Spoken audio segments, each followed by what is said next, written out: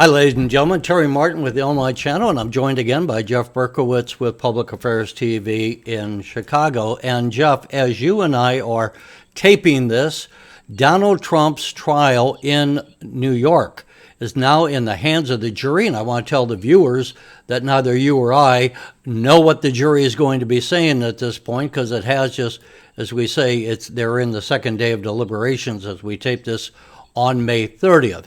But a lot of critics around the country have been saying that this is the weakest of the cases against Trump and have been highly critical of the way this court case has been handled by the Judge Merchan up in New York.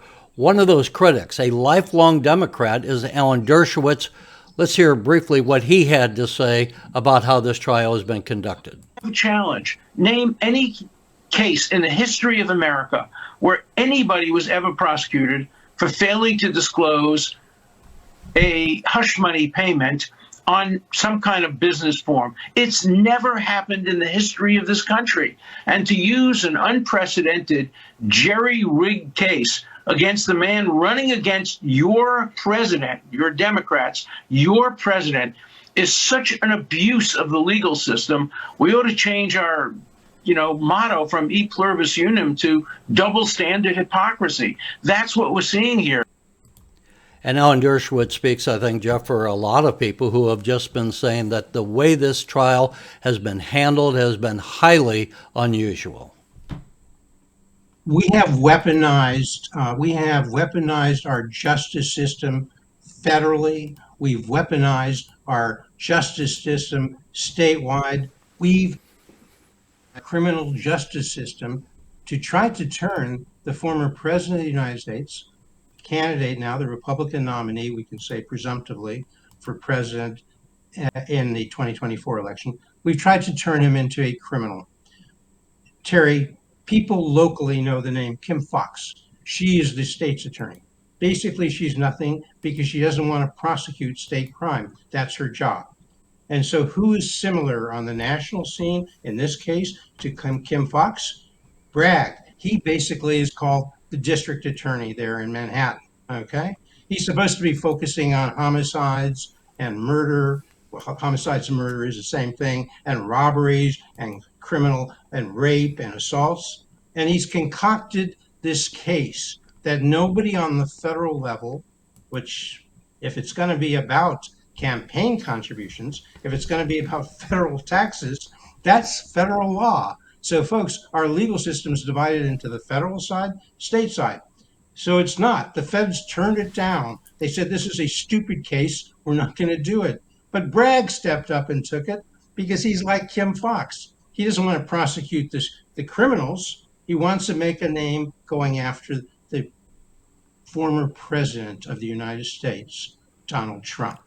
And it's just a stupid case, Terry. We could talk for 10 minutes. It's not only a stupid case, it's a case where the Democrats have been clearly coordinating to have these four cases that they sat on until the presidential election year, and then they bring it up through a series of, in most of these cases, local prosecutors. They've all been poorly planned. Now, you've got the one federal case, the documents case is a different animal. But you have these cases in Atlanta. You got the case in New York, the Fannie Willis. You got Letitia James trying to do stuff. And people have gone to calling this lawfare instead of warfare, but using the law as a political weapon. And what we have seen across the country is a revulsion of using the American political system as a political weapon, as the Biden administration is doing in a number of these cases, to have Donald Trump tied up in court where he has to be sitting there every day instead of being on the campaign trail. It's the only game the National Democratic Party can play. They can't talk about the major national issues because Joe Biden, for the last almost 4 years now, has done poorly on every issue. He has done tremendously poorly on illegal immigration. He turned a situation that was under control under Donald Trump into 8 million illegal immigrants walking across the border basically unvetted, creating an enormous national security problem, a criminal problem. He can't talk about that, Terry. There's no defense to that. He can't talk about the crime that's running rampant in our country because he's done nothing and his bully pulpit to deal with that. He's he's made inflation terrible. It was a very low rate when Donald Trump left. It's now a very high rate, coming down, but still very high. He can't talk about inflation. He can't talk about our economy, which has no depth. People, yes, the unemployment rate is low, but those jobs in many cases are not good jobs. So there's no depth to the economy. Well, He and can't we talk have the about foreign inflation, as policy. you mentioned, 40 years high inflation, and it is not going. It's slowed. It did slow. The rate of increase slowed, but it's still up there, and it's still crushing middle class families, and the price is not going down.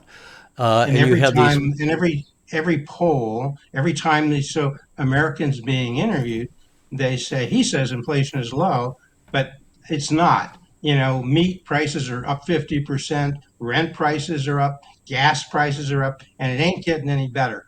So, what do the Democrats want to talk about? Abortion, Terry. Like as if every American woke up in the morning worrying about abortion. So they want to talk about abortion, and they want to talk about what they say is democracy, and they want to talk about January 6th, and they want to talk about Stormy Daniels and a hush money being paid. Because isn't it wonderful if we can talk about whether Donald Trump had sex with Stormy Daniels? You know what? They don't give a rat's ass. They don't care. They're They trying to want have a to job. They're trying to pay their bills, and they're falling behind. Over $1 trillion of credit card debt. The middle class is getting crushed. And Jeff, what's happening? Interestingly, for all these legal battles the Democrats have thrown to block Trump and to throw hurdles in the way of his political campaign, the news is it ain't working. Let's listen to a clip from Stuart Varney's show from this morning when he talked about the loss of support, severe loss of support among black voters for Biden. This year, according to the Fox poll, he gets 72%. Now, dropping 19 points with such an important group is frankly a disaster. Biden cannot get himself re-elected if he can't win all those voters back. So he can't win without those black voters, and we're not going to go into it now, Jeff. We don't have time. But it's not just the Biden-Trump. If the black vote, which the Democrats sorely need across the country, if they were to continue the way that poll showed, with 22% voting Republican, it could have an enormous impact on these Senate races that the Democrats are having to defend across the country this year. So that's another impact.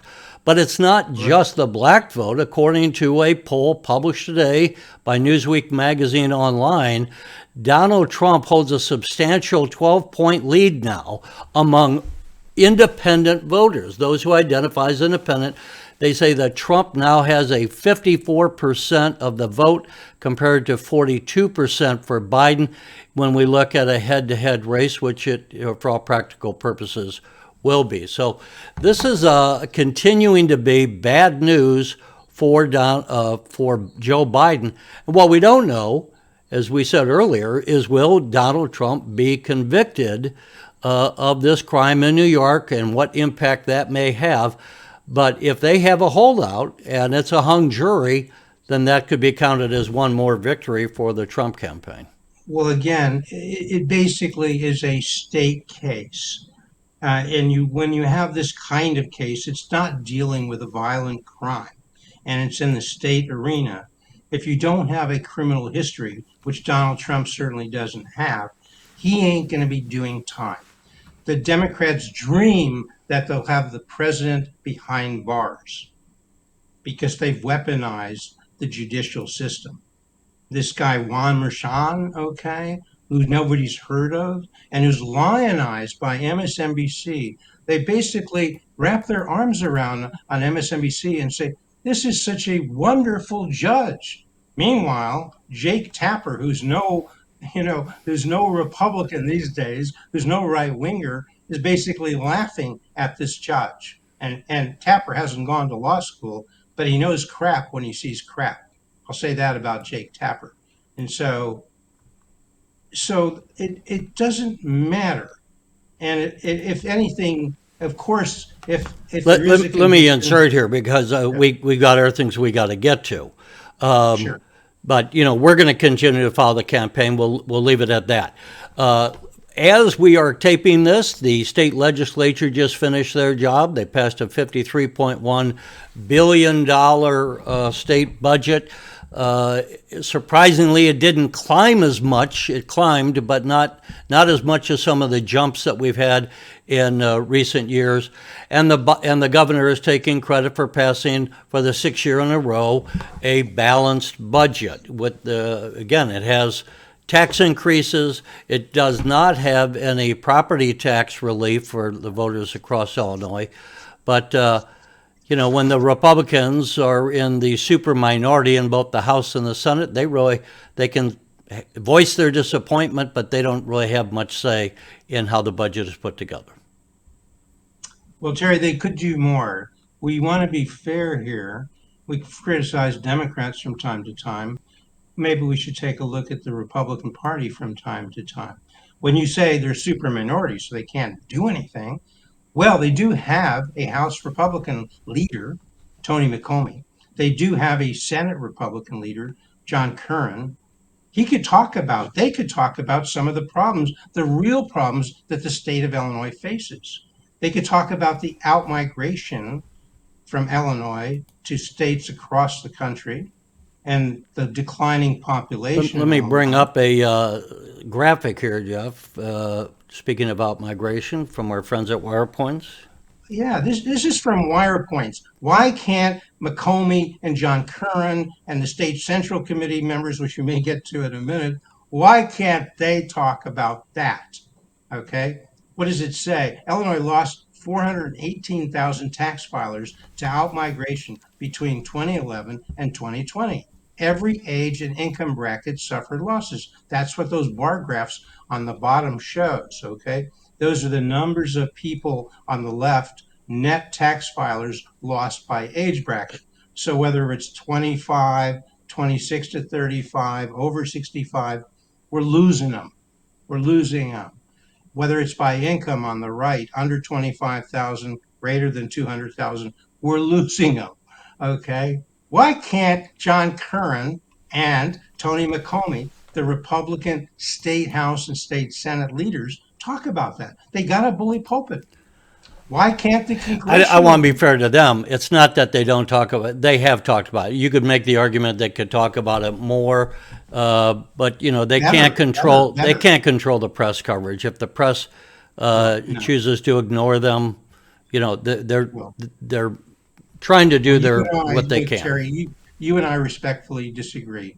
I don't hear them, and I don't hear. They can go out. They can get to the press. We'll cover them. They could contact you. They could contact me. I don't hear. Let me tell you something. As somebody who you and I are both financially literate, is what I would say. We have a fairly good sense of how the economic tools are used. But most reporters, like most people, are financially illiterate. They don't like talking about tax. They don't like talking about the economy. They want to talk about issues like social justice and different things like that. Hold on, Terry. Let's not let off the media so easily as that. I think we have a slide here on all taxes combined. What do Illinois charts to be the highest, 7th highest? You don't think the folks at the Tribune can understand this? They can't read the title. All taxes combined, Illinoisans pay nation's 7th highest state local tax burden. Okay, that's the state and local tax burden as a percentage of state income. 50 states. You don't have to look at every one. Illinois is on the left, 13%. Illinois is marked by the red line with 12.9%. And then you go over to the right, 8.6%, and you see states like Michigan and Texas and Florida way less as that they're paying in terms of combined state and local taxes. If we had property taxes over here, we would see again Illinois is second highest. Education spending very high, which leads to high property taxes.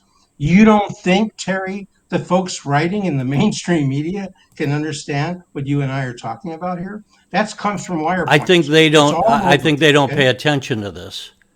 And I think Well, they don't bring it that's, up in press conferences. And they don't well, maybe understand we should, the confluence of high taxes on job growth.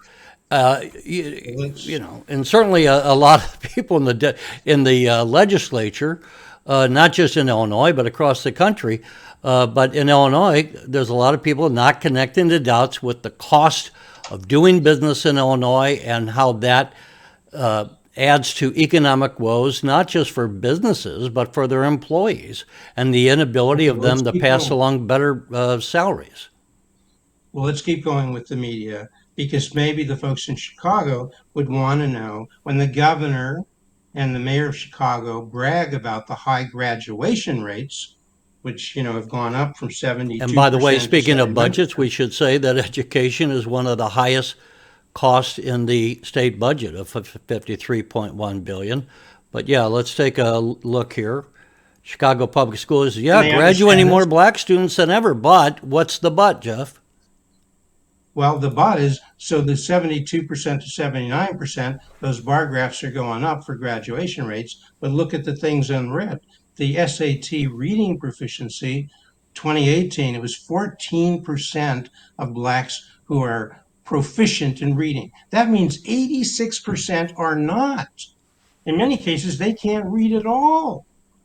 I mean, who's the racist here? What kind of equity is there in ignoring Governor Pritzker? He's never said this once. He's never said this once.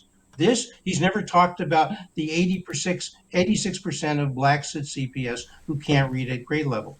And it's only gotten worse because now in 2023, it's 89%.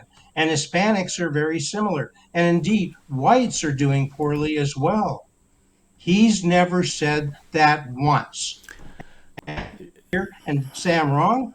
We'll give Look, him I at the would say board. let's connect a couple of ideas. You were critical of the Republican leadership and maybe some of the House members. We're going to get some new Republicans coming into the legislature. Let's connect that with what we saw with the polling that more blacks are supportive, are going to be voting Republican this year than maybe ever before. I take your point. I think this is an issue where the Republicans could stand up and fight for black students who are not getting the kind of education that they should. And if you don't get that education, you're dooming these children, these American children, you're dooming their futures, because if they can't be proficient at reading and math skills, what kind of a opportunity are they going to have for a gainful employment in the future when we're talking about the advent of artificial intelligence and all this high technology taking over the American economy and being the way we're going to be operating in the future? Well, and Terry, since we're talking budget, and since Pritzker has been talking about the budget now for 5 months and talking about what a wonderful job he's done, shouldn't he be talking about the amount of money we're spending across the state per student on education? Is We it enough? always Is it hear there's correct? not enough money, Jeff, but let's take a look at this from our friends at WirePoint. Well, and this is Chicago spending nearly $30,000 per student, up 40% in just the last 5 years. That's what all those numbers tell you below. Meanwhile, enrollment is going down because the black students and the Hispanic students are finding they have some alternatives. Get to the suburbs might be better, get to another state, get to a private school, get a scholarship. They don't have to sit there and stay in a school where only 14% of the blacks read at grade level or read at all, and 86% don't. Well, And this is let me part ask of you the a revolt. question, which I don't know. If, as we look at the slide, you're saying the spending per pupil is up, but as you pointed out, the population of students is down. Are we spending more, or is it that we're spending the same, but the population of students has gone Oh, down? no, Therefore, the absolute number, if you look at Illinois, which is the relevant number for Illinois, education spending is going up tremendously, not just per student, but in absolute numbers. Because around the state, Terry, WirePoints has also looked at this. Around the state, we're spending $24,000 per kid per year. That's what WirePoints tells us. That's around the state of Illinois. It's not like we're just doing it in Chicago, and we're doing it, and the cost of living is much lower in various portions of the state where you are, I would imagine, Terry, in Chatham, in Springfield. And they've also looked, Terry, at the performance around the state. WirePoint says. We don't have that slide handy now. We'll bring it up in the next time when we talk about this. But if you talk about connecting the dots, if you put the state of Illinois map up there, you'd look at Rockford and you'd find 8% of the black students, according to WirePoints, read at grade level in Rockford. Well, you want to go to Quincy? 28% of the white students in Quincy read at grade level. So this ain't just a black or Hispanic problem, it's a white problem. You want to go to Decatur, Terry? Well, and Jeff, how do we pay for education in Illinois? Paid property taxes, the major cost of all taxes. So let me bring that up. Here's a slide for you. Property taxes are outpacing Illinois incomes. Now, when we talk about Illinois being one of the highest taxed states, when we talk about 418,000 people leaving the state, you're looking at one of the primary reasons. Property taxes continue to outpace the income. You live here in Illinois, you're going to get fleeced if you own a home, and if you rent, you're going to be paying property taxes to the cost of your rent. And that's one of the primary reasons, I would say, that people are fleeing this state, because they can't afford to stay in their homes. And what does that also mean? That means that that this is another opportunity where the governor and the legislature have failed to address and give any relief to the taxpayers. Well, you got to have some kind of a shift going on here. You can't be taxing property taxes the way they have been when they are not tied to income and the ability to pay those property taxes. Terry, the big lie is coming from our governor of the state of Illinois, J.B. Pritzker. It may seem nasty to some people, but since Pritzker is not talking about any of the performance issues, especially with respect to blacks and Hispanics, it's not a student problem, it's a teaching problem. These kids can be taught how to read and do math proficiently, okay? And we're not racist. We're not saying because they can be, Terry, because we're paying teachers enormous amounts. In Chicago, the average salary is $100,000 per year. Okay, that's the average. And then by the way, we should mention that in the state budget that we're talking about in this segment, that the lawmakers in the Illinois legislature just got a 5% pay increase, and so their salary now is going to be very close to $100,000. Well, Terry, one of the highest paid in the nation when it comes to state lawmakers. So here's the secret. Pritzker stands up there and says, "I promised you 5 years ago." 5 years ago, he said, "I promised you property tax relief." He doesn't stand up here and say, "I lied," because you haven't gotten it. And he doesn't say to you, "I can't give it to you because I'd have to reduce the rate of growth of education spending because most of that cost of education spending is financed by property taxes." And Jeff, how do most people, not state employees who get their retirement off the taxpayers, how do most people afford retirement in America? Well, they in many cases they can't because they have Social Security, which doesn't and they downsize. They sell their homes, right? Right. And with the property taxes, let's take a look right here of what we're seeing, that Illinois suffers some of the worst home value growth in the nation because the cost of buying homes is so expensive here because of property taxes, not because the value of the homes are shooting up. But this is causing a lot of problems, and I think what we're saying here is that these are issues that the Republicans could be addressing. Now, on that, We've got about 5 minutes left. I want you to be talking, Jeff. You did some coverage and wrote an article on the GOP convention that was just this last weekend, and we got some new players in the Republicans. Maybe this will make a change. Tell us what you can about what happened at the GOP state convention. Yeah, in Collinsville. The short of what happened here is the media and well, number one, the main Chicago media didn't cover this at all.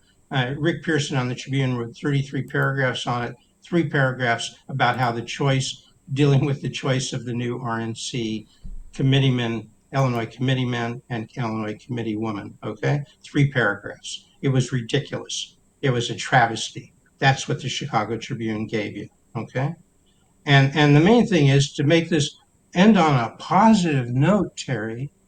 End on a positive note. The terrible performance by Governor Pritzker and the super majorities in the Democratic Party present a tremendous opportunity for the Illinois Republican Party to be revitalized. But they didn't spend any of their time on that. There was a big debate over how do we put it succinctly? There was a big controversy of the state central committee's choice to be the Illinois Republican committeeman. Richard Porter was term limited, so he had to give up that position. There were 3 people running. Vince Kober, and he's been very active in the Illinois GOP and the Republican National Committee. This company has done tremendously well over the last 30 years, Rizitco. He was one person running. Mark Shaw has been very active in Republican politics for the last 30 years, but has made a lot of enemies. That'd be the short of it.